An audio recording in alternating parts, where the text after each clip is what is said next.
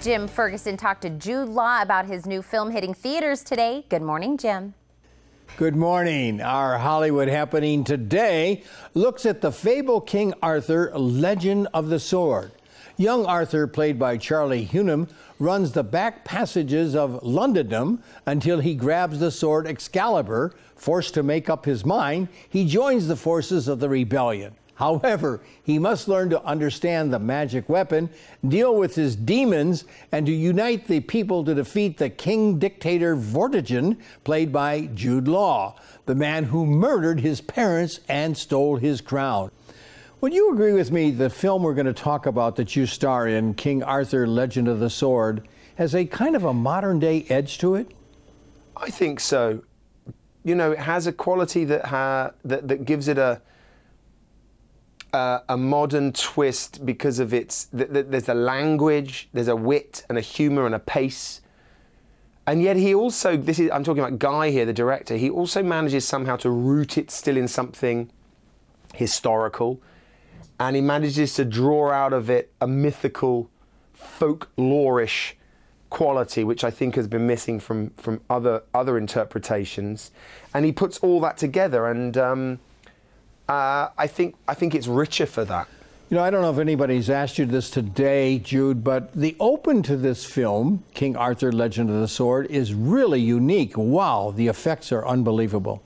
It's pretty spectacular, and I remember hearing Guy describe it with the team that obviously went on to make that opening, and they really wanted to set the bar for the film, the world that the film takes place in, very quickly so that the audience understand the capacity of this universe that they're in, and I think they achieved that wholeheartedly. Well, you know, Jude, I've interviewed you so many times over the years, and you've played many bad guys and a lot of good guys.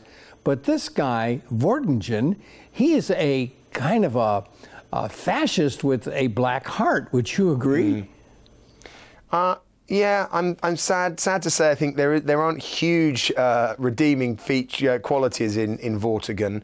I mean, I think what gives him an interesting element is recognizing the price he's paid for power. It's like he's so hungry, drunk on power.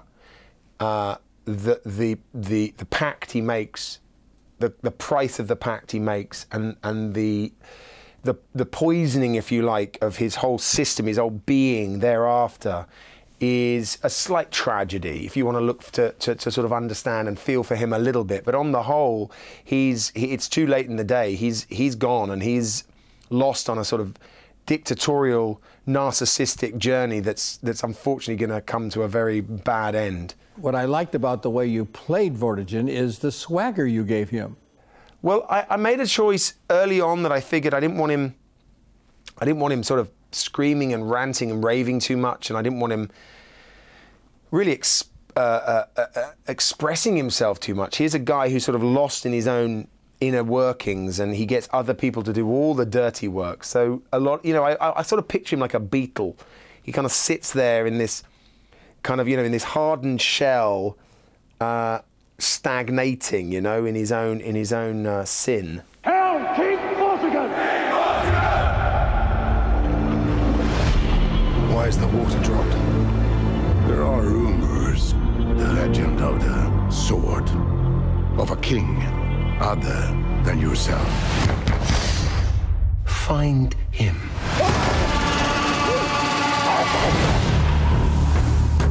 I know your story.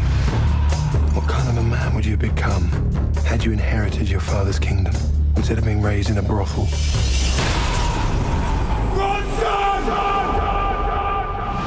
What gave you such drive?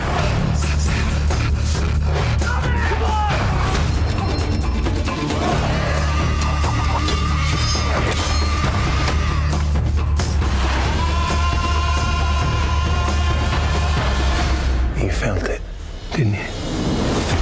The power.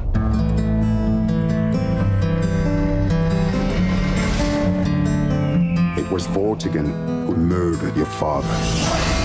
But what you didn't account for is what you can do with this sword. You need to be careful. His power is increasing.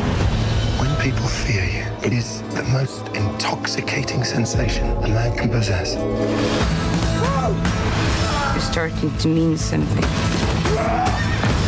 You're no longer a myth.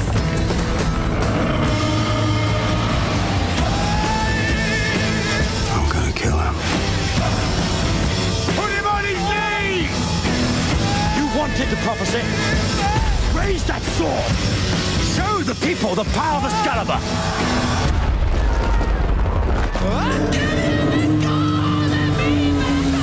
Well, the big epic film King Arthur, Legend of the Sword, is a classic story of good versus evil. And what makes it work as an action thriller is the journey the audience takes to get to the final victory by King Arthur. The battle scenes, sets, special effects are all outstanding.